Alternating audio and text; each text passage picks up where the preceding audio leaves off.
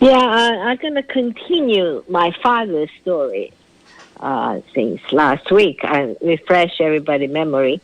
And my father was arrested because they say the charge is they say that he joined the secret service of the Kuomintang government. And so that's very grave accusations. So it would be executed. But they didn't execute him. The story is they found out, I'm talking about why they say that, why they charge him that is because in China, you're doing business and you had to seeking protection. It's not really had to join the gang, but it's like a mafia controlled. So you doing business in Shanghai, you had to join the gang and basically pay the protection fees to the gang leaders. And so he didn't know anything about that. So he come back from Hong Kong, so started this tobacco company they called the South China Sea Tobacco Company. So the base was in Hong Kong, and then they have a branch in Vietnam and also Philippines, and they also in Nanjing and Shanghai. So they say that you're doing business if you don't pay the protection fee and you don't join the gang. Actually, it's not really join the gang. You don't do anything about the gang's activities. You just pay the protection fee for your business. So the ceremony is that you go to a very fancy restaurant because you pay for that and get those gang leaders and you say that you are their brothers, so initialized. And then this gang leader in Shanghai, which was very famous, everybody know his name. And he said that to him, I said, that, you do business also not just in China, also as a country.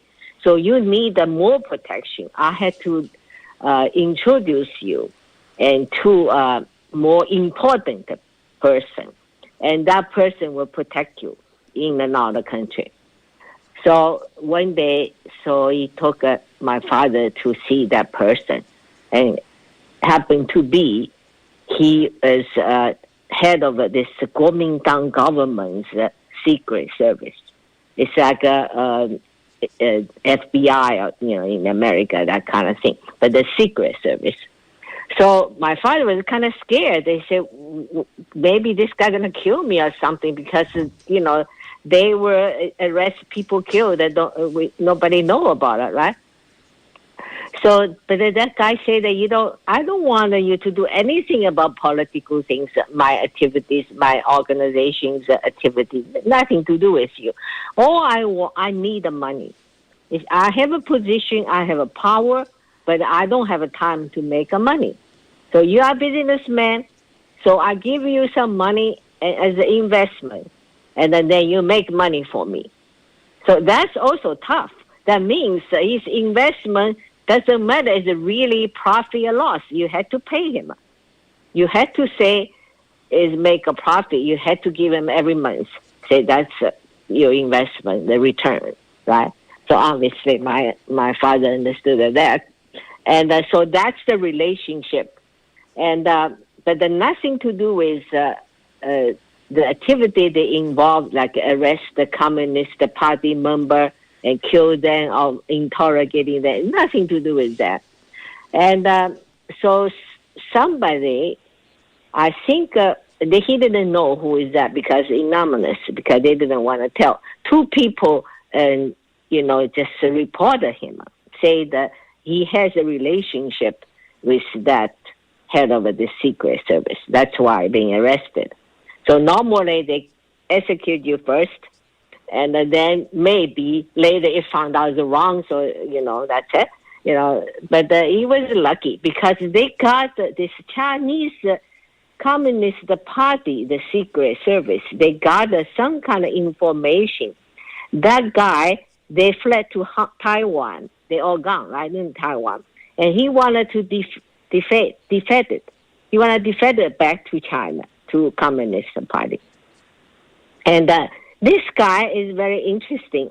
Originally, he was a Communist Party member and studied the politics science in Moscow. And then he be arrested, come back to China. So he just defected to the Kuomintang because so they make him as eventually as head of their secret service because he know how the Chinese CCP how they operate in the secret service, how to recruit people, everything. So he knows everything, right? So now he want to defect again back to Communist Party. So they get some information, but they don't know it's true or not. So they just want to make my father as a guinea pig and whatever, and sacrifice land and or bait to go to Hong Kong to find out where he lived. So if he found out that my father was sent by CCP, so if he didn't want to defect it, so gonna kill him, right? Or arrest him. So if he really want to defect it, and so my father would get his address, and of course they don't want my father to do anything, so we'll give them what's the actual address because he was in secret service. He lived, nobody know where he lived, so he can use this, this business relationship to get him. So that's his mission. So they told my father, say, you had to, we're not going to execute you, but you had to complete, to your mission and to find out this guy. So my father know very well, if the guy was not really wanted to defect it to China, so he found out that he sent up by CCP, immediately going to kill him. There's no question about it. And so at that time, I was just born, not even 1 year old. That's 1953. And I don't remember anything. And later, my mother told me, and they said they put my father in the undisclosed location. And so told my mother to tell, to talk and my brother and me three, so to say goodbye. So we maybe never see him again, So my father recorded, that day. He said it's very saddest day. He think he never able to see us again, And he said I didn't know anything. I just, playing or something, because I was too young to understand what's happened. Probably he never come back. They kill him. Either communists kill him or that guy kill him or whatever. Kuomintang kill him, and we never will have a father. So, and then he went there. I don't know, and he's kind of lucky. And that guy is really want to defect it. So he was pretending he was still in Hong Kong operating the business, and didn't say he already went back to China. But that they know about it because that guy is, for God's sake, is just head of a secret service. How they didn't know about it? Definitely know. So the first encounter is he tried to walking around, and to find where he lived because Hong Kong is lots of people, lots of places where how can you can find? It's like you looking for the needle in the ocean. And but they think about one thing, one person, maybe and that's not his wife, but this guy's girlfriend. Because at that time he wanted my father to make money to supply his life and not his household, his normal household, his wife and the children, also his girlfriend. So you think maybe that woman's still there. So, so he got there and found that she's still there. And so she tried to find out where he lived. But the woman said that she didn't know about it. And maybe she know, but they met. They were still meet sometimes, but in different places. It's not in where he lived. But he had given a very important clue. He said that his wife would come out every week, had to go to one restaurant to eat the breakfast. And Friday morning or something, he said that you will show up there. Maybe you know his wife, so maybe your wife will tell you where they live. So my father think that's a very good clue. And so he went on Friday and saw his wife, and then he just come in, just like pretending nothing, and just like surprising, and meet him in a restaurant. So his wife, because that guy that time want my father to make money, always want my father to deliver the money to his wife. So his wife would say, "Oh, and I haven't seen you for a while, and you is gonna give me some money or what?" It's joking. And they say, "No. It's things changing. I don't even know you guys in Hong Kong. I thought it was in Taiwan."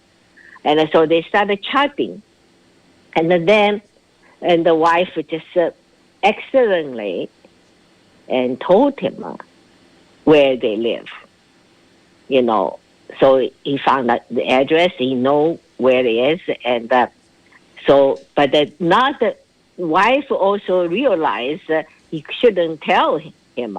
So not the details, the number of the building, and just in the street. So at least he got that. And then it's like you had to do that like a detective work, right? So anyway, he found this place, and then he had to report it to the Communist Secret Service. Then eventually, he's lucky. They sent him back. Of course, he's never able to get out of China anymore, so they control him. And eventually, they didn't kill him. That means it's successful. Eventually, and the official newspaper reported, say this guy defected. No, they just want to show, see, in Taiwan, those even head of this department and those Kuomintang's officials, they wanted to come back to the China. They don't want to work for gangsters anymore. So this just a propaganda reason. So they reported that. Finally, he saw that. He said, "Oh my God, that's why they didn't kill me." So, but since then, and he completely 100% controlled by CCP, even not in jail. Basically, it's in big jail. So you cannot do anything. You cannot go anywhere, and you had to constantly to report everything, and to them. So that's his story, and then eventually, and they took away his business. They say in 1956, that time they say the private sector have to have a partner with the CCP government. So they sent their representative to take over. They say issue you some stock. They say they will pay you the interest, and after 10 years.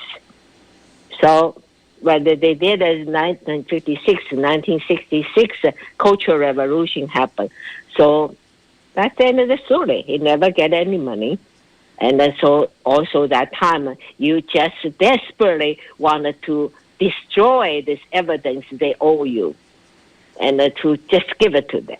So that's what happened to the Chinese, the private business. So they took her over. Yeah.